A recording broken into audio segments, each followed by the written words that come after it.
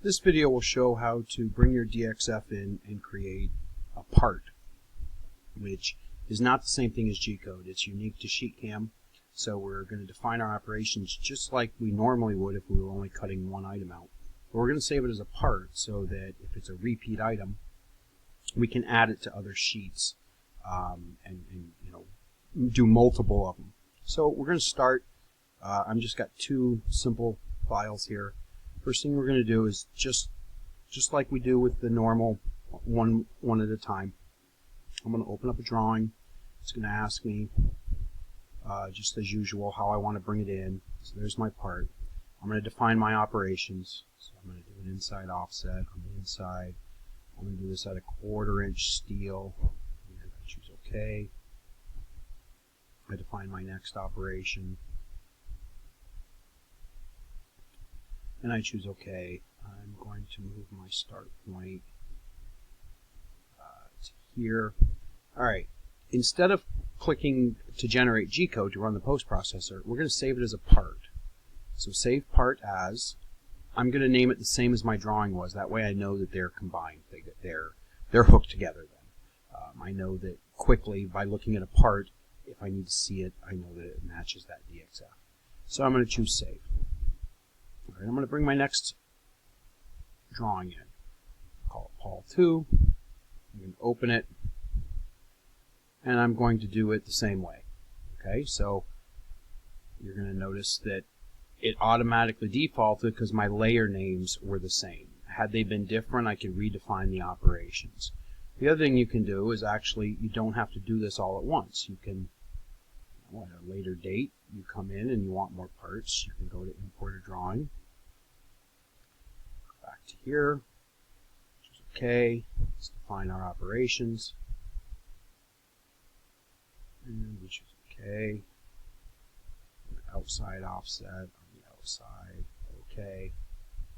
And I do the same thing. I want to save my part as. I'm going to give it the name of Paul 2. And I choose save. Okay, so what we've done is we've taken our DXFs and we've defined our operations of how we want to cut them and what we're cutting them out of. And we've saved them as parts, not G-code. So we can't cut these. The machine can't understand a part file. Only SheetCam can. So, at a later date, or right then, we want to cut some of these out, but we want multiple of them. So we go to SheetCam. First thing we need to do is go to Options and Job Options and define our sheet size. So I'm going to start with a nice new sheet, and it's 5 by 10. If I had a partial sheet that was 4 foot by 36 inches, however, you do need to make sure that you orient it on the table matching these dimensions. But I'm starting with a new sheet that's 60 by 120. Alright, the first thing I'm going to do is I'm going to open a part. There's my first part. I'm going to open it. Alright, I need some of those, and I also need some of the other parts. So I'm going to open another part. And you can open as many parts as you want. So there we have 2 parts opened. At this point, we want to nest them. We want to move them around and decide, where we're going to put them. That is this icon right here that's nesting. We can now select an object and move it. I am holding my finger down on the mouse and moving it around. I can then come over, let off with the mouse key and come and grab this one.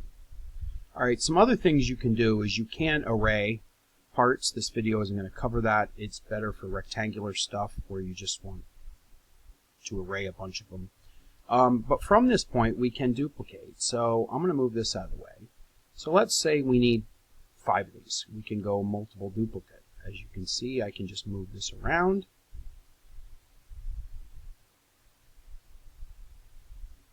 And there I have 5 of them.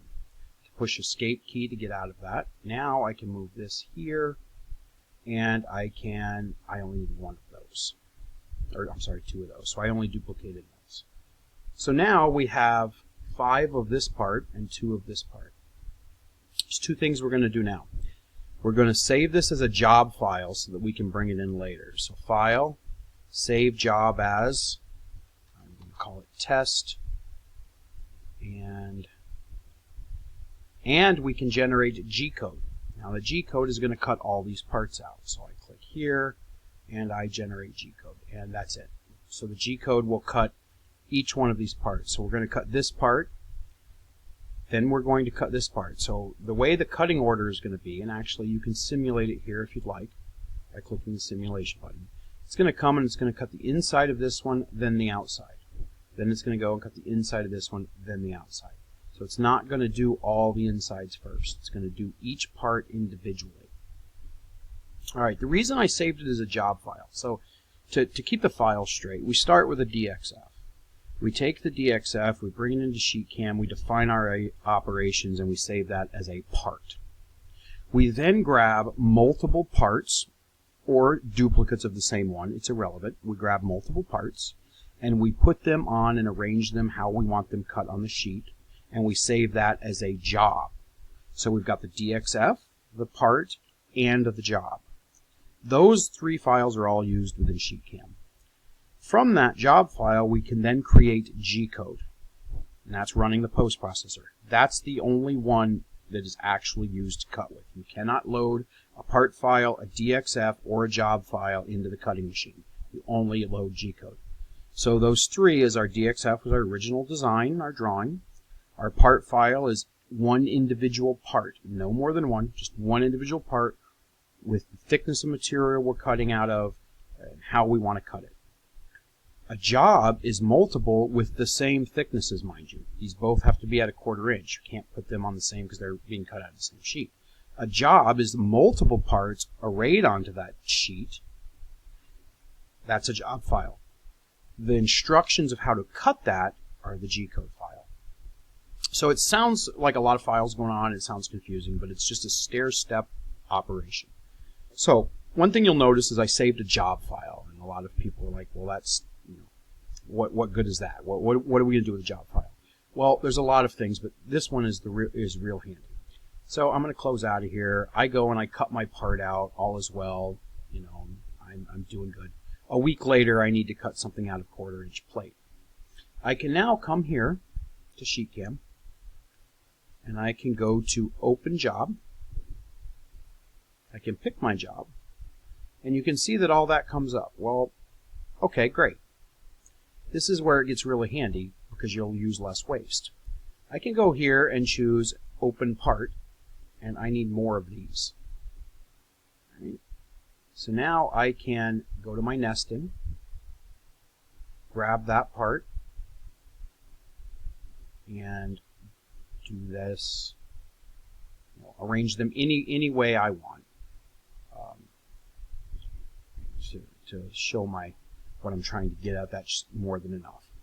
Okay, so now what I can do is I don't want to generate G-code from here because I obviously cannot cut this bottom row. It's already gone on the sheet. So I need to do a couple of things. Number one is I need to disable these. Well, actually, let me step back. Number one is I want to save this job file for later usage. So I just click Save Job. Boom, saved. Now, number two is I want to disable all of these. So I can go down through and disable all of them. You can see that all that is left on here is my new parts. I can now generate G-code for that. So that's step one, the must-do steps are to save your job file after you brought them in. Number two, disable anything that's already been cut. We don't want to try and cut over where it's already been cut.